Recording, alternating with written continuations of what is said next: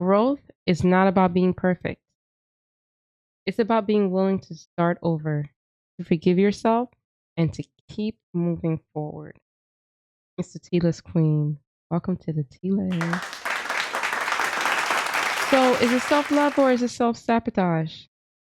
Let's define it. Self love is embracing practices that nurture your physical, emotional, and mental well being. Self sabotage is engaging in behaviors consciously or unconsciously that obstruct your goals or potentials. There are gray areas where acts of self care or treating yourself become counterproductive, and there are common scenarios where the lines are blurred. First one is overindulgence. This is when treating yourself becomes avoidance of real issues. Examples are shopping sprees, binge eating, excessive drinking, and excessive screen time. Yes, I'm talking about screen time again. It is not just for children, it's for adults too. I'm going to give you a personal experience where I overindulged, and my form of that was a shopping spree. So I had just came out of the hospital the very first time from my situation. I was in there for about a month and a half, and I had so much anxiety. My anxiety came from, what if something happens and I'm not near a doctor? I make it on time. I was like, instead of dealing with my anxiety, I went to the Louis store and bought a bag. I'm not saying you cannot treat yourself here and there, but my reason for buying the bag were not justified. I did not face my real issue, which was my anxiety. Next scenario is perfectionism masquerading as self improvement. So, this is overworking or striving for unattainable goals under the guise of being the best version of yourself. So, to my married couples, you're facing issues at home. Now, I'm not dealing with this right now. I'm going to work OT, stay away from the house, stay away from my husband because I cannot deal with this issue. I'm talking to you. Go home, deal with it, talk to your partner, face the issues you got going on. Next is avoidance in the name of rest. So, this is when taking a mental day becomes a pattern of avoiding responsibilities or opportunities. A funny example, I remember when I had gotten in trouble one day at school. I was in elementary school, and I was like, damn, I don't want to face my mother when she gets home. I forced myself to sleep until the very next day I had to go to school. Of course, I tried that again, and she was like, nope, get your ass up. We are going to talk. You know, adults do that too, where they'll just sleep through their issues instead of facing it. No, face it, deal with it. You will overcome it. Toxic positivity is another scenario. Ignoring or suppressing negative emotions by insisting everything is fine, I'm fine, life is good in the name of self love. You know your body's not feeling right. In your mind, you know there's something wrong. But then you tell yourself everything is fine. Go to the doctor, figure it out before it becomes something bigger and it's too late to face it. Let's stop avoiding our issues, our emotions, and tackle them.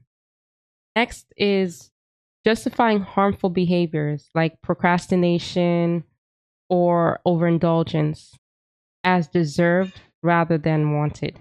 Good thing your Tea List Queen here has ways to differentiate between self love and self sabotage. Intention, ask yourself, am I doing this to nurture myself or escape from something?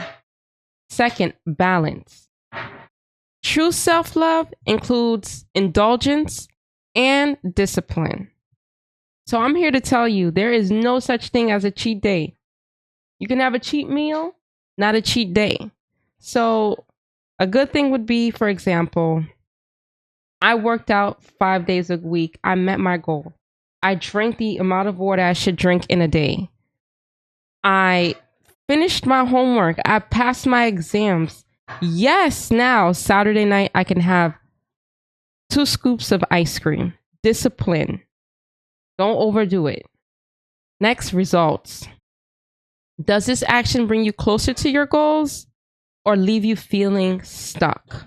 Emotional awareness. Are you avoiding uncomfortable situations or emotions, or are you actively processing them? So I know a lot of people, right, who have lost someone dear to them. And instead of dealing with the pain, the hurt, they ignore it. They rather get drunk, get high, forget about it. No, deal with it. It's okay to be angry. It's okay to cry. It's okay to feel hurt, pain. But you have to face these emotions in order to move forward. Ignoring it doesn't make it disappear. We have to acknowledge that. Let's try to reframe self-love. And by reframing it, one of the ways I would suggest is set clear goals. I know I sound like a broken record with setting realistic expectations for yourself, but you really should. Set clear goals. Let's align self-love practices with your long-term aspirations. Try replacing impulsive shopping with saving for a meaningful experience. For example, you've never been to Thailand and you want to go. Save your money so you can go on that trip. Next is self-compassion. Practice affirmations and mindfulness without excusing harmful habits. Let me just give you some affirmations, guys, and I will write them down in the description. First one, I forgive myself for past mistakes and embrace who I am becoming. I am enough, and I have always been enough. My last and favorite one is, I give myself permission to prioritize my well-being. Put yourself first. In order for you to love someone else, you must love yourself first. So put yourself first. Next is accountability. Share your growth with a friend, family member, or a therapist who can help identify self-sabotaging behaviors or patterns. Intentional rest. Prioritize quality over quantity in downtime. Rest with purpose through meditation, journaling, or mindful activities. Now I have to give you the tea to help you through fulfilling self-love. The first one, the why test. Before indulging, ask yourself, why am I doing this? Will it benefit my well-being or just provide temporary comfort? Me eating this bag of chips, the whole bag of chips, is that going to help me? Next is journaling. I have 2 prompts that I want to give you that you can start with your journaling. First one is defining self-love. So what does self-love mean to you? Next is, when have I mistaken self-sabotage for self-care? The last one is create a self-love checklist.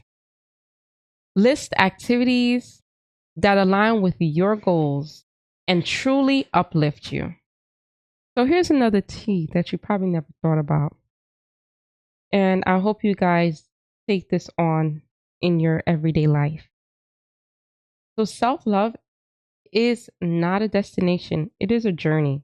It's an ongoing journey. It doesn't end. So you must always practice self-love. Remember, it is okay to make mistakes. The key is to recognize and redirect your behavior. We are humans. It is inevitable. We are going to make mistakes. Look how many times I made a damn mistake on my podcast, but I'm learning from them. My first episode, I was all over the place, right? I went from Uber experience to then my miscarriage journey to then becoming a mom. So I've learned to stay on topic, and that's what I'm doing. Learn, redirect your behavior. It is okay to make mistakes. Now I am going to finally leave you with a quote. Be patient with yourself. Every step forward, no matter how small it is still progress. I hope this episode has been very enlightening and that you guys are able to now learn the difference between self care and self sabotage. A lot of times we do not think that we are self sabotaging ourselves when we say we're going to treat ourselves, but in reality, we are. So let's remember to recognize those signs and redirect our behavior. Thank you so much for joining and tuning in. Again, it's the Tee List Queen. Please like, subscribe, share. Share it with anybody you may feel like needs some guidance. Thank you so much for tuning in. You guys have a great day. Bye.